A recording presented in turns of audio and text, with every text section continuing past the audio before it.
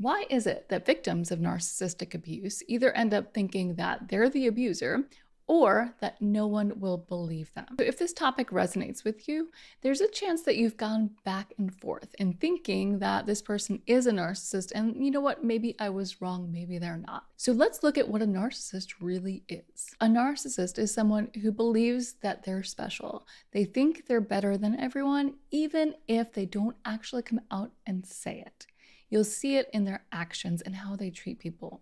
And they really don't care about other people's feelings, especially when those feelings are inconvenient for them. So this is evidence of the narcissist not having a lot of emotional empathy. And a narcissist, even if they're covert and more outwardly vulnerable, they're going to project a certain level of confidence, especially in certain areas of their life.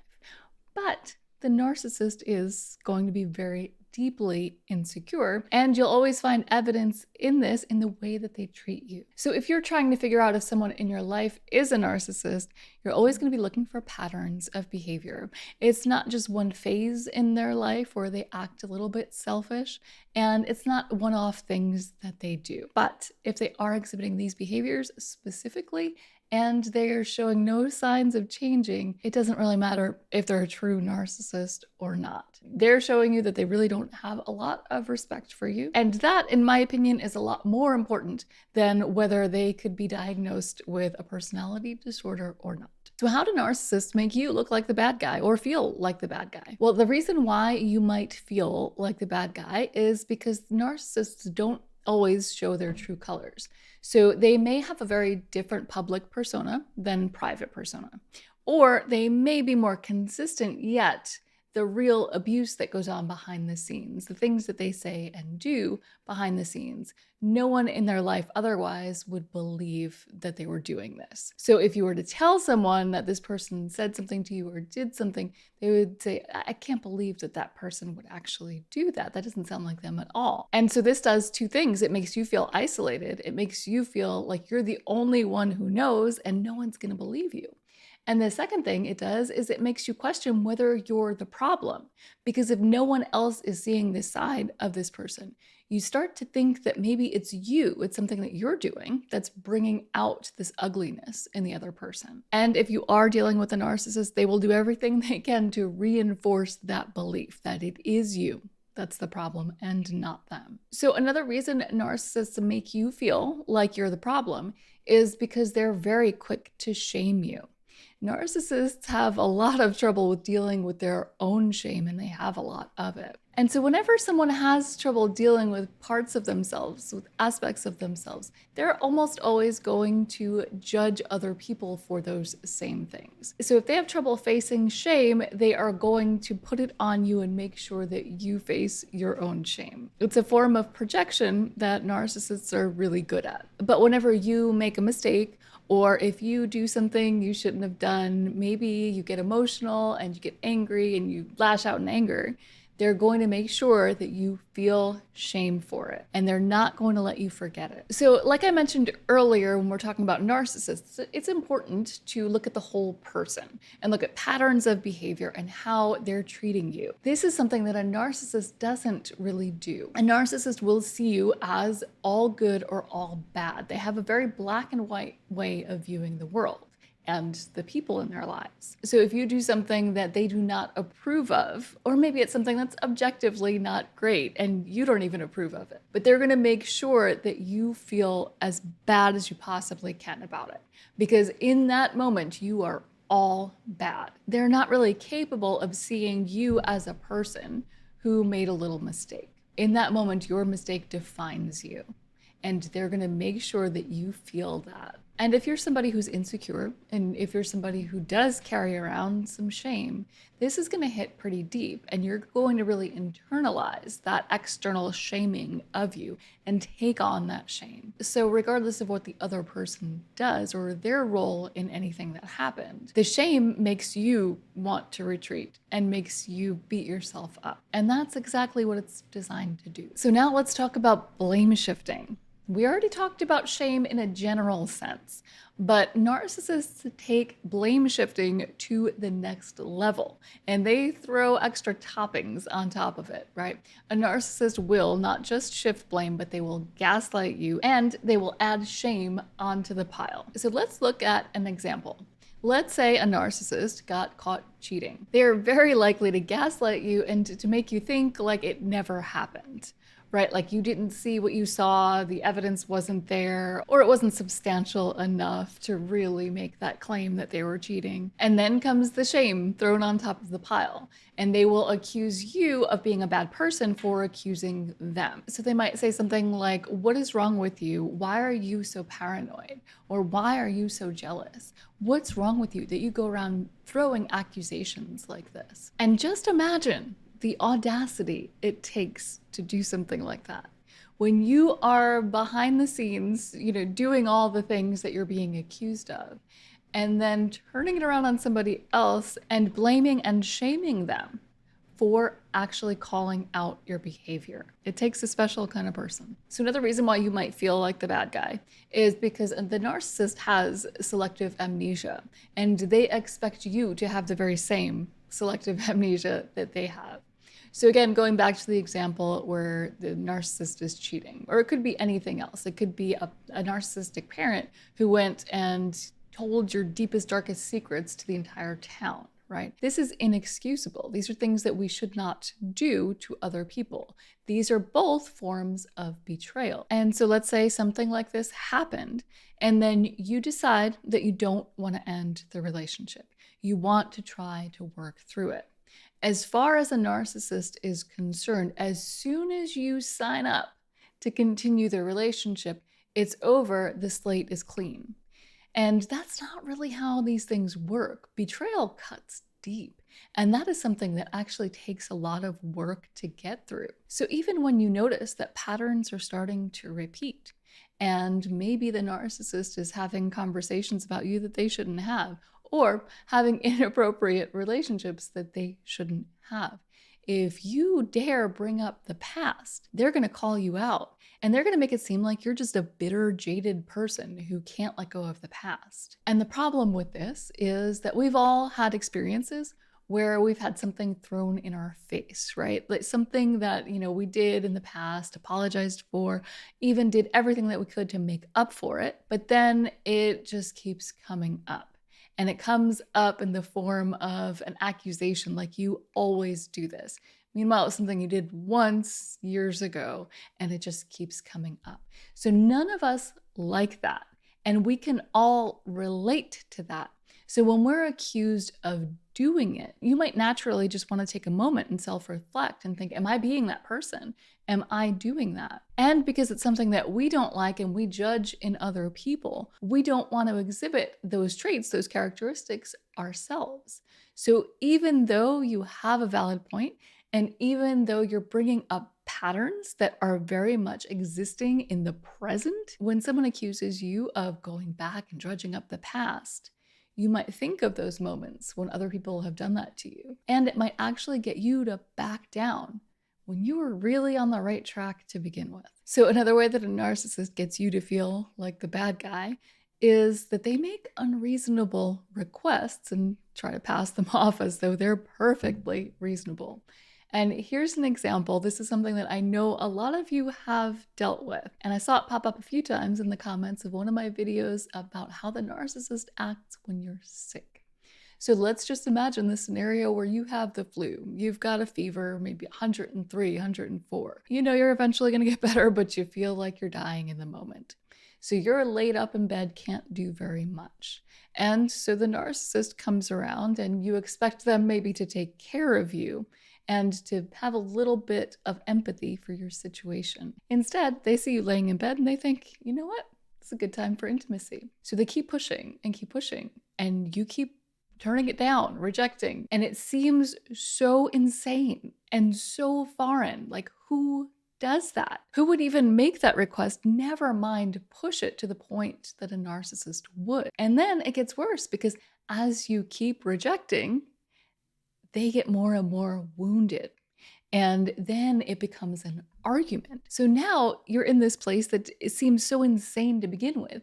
And there you are defending yourself when really you just want to pull the blanket over your head and go to sleep. And you really should be able to do that. So this doesn't always just happen with intimacy. It can happen with so many different things. But let's just continue on with this example. So a lot of people just end up giving in because it's easier, because it avoids the argument, and then eventually they can just go back to their lives. But giving in sends a message to the narcissist, one, that this is a green light to go, that they can push and get anything they want anytime, and two, that you put a green stamp of approval on their behavior. So now, when you're feeling better, you can't go back and bring this up again, because they will be very quick to tell you that you should take accountability for your own actions. And when you get out of a relationship like this and you start reviewing the tapes, when you start reviewing all the crazy things that you put up with and that were passed off as normal, it's really mind-blowing. So now here's a way that a narcissist can make you look like the bad guy. So if you ever shared your feelings about someone else to a narcissist, you probably know that it has come up again in conversation. If you've ever been annoyed with somebody and expressed that to them, they might make it seem like you have it out for this person. They tend to exaggerate and twist your words, or even just share frustrated thoughts or private thoughts that they really shouldn't be sharing with someone else to make it seem like you are the bad guy. Like you're the person who's mean, because once this person hears that you've said unfavorable things about them, they're definitely going to have a different opinion of you. And now here's a big one. Now we're going to talk about reactive abuse. And this happens very often with narcissists. So what they'll do to paint the picture that you are the problem is that they will pull the strings behind the scenes and maybe get you to explode in anger, or to act in a way that you're not proud of in front of other people. And this paints the picture that you are the abusive person, when really the other person is behind the scenes pulling the strings, and they know exactly what they're doing. And they are purposely getting you to react in a certain way in front of other people.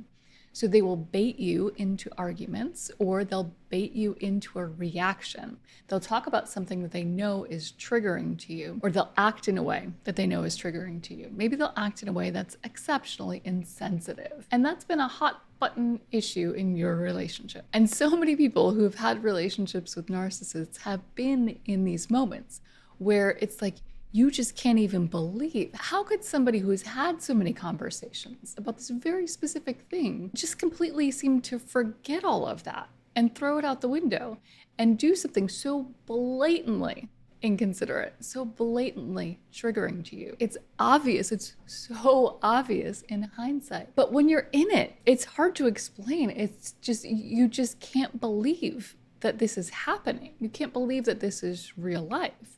And it's like you want to shake this person and just bring them back into reality. But the thing is, they are in reality. But their reality is that they're trying to trigger you. They're trying to bait you. They're doing these things on purpose. And so often, especially with a covert narcissist, their response will be something like, oh, oops, I'm so sorry. I didn't realize. I didn't realize that that was going to upset you, or I just didn't think.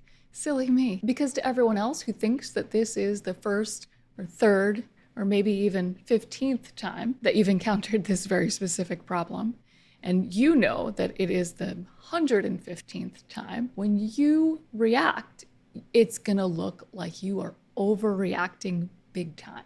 Like you have no compassion for this person who just made a mistake. Once you're out of that situation, you're gonna see it for what it actually looked like, and you're gonna feel like the problem.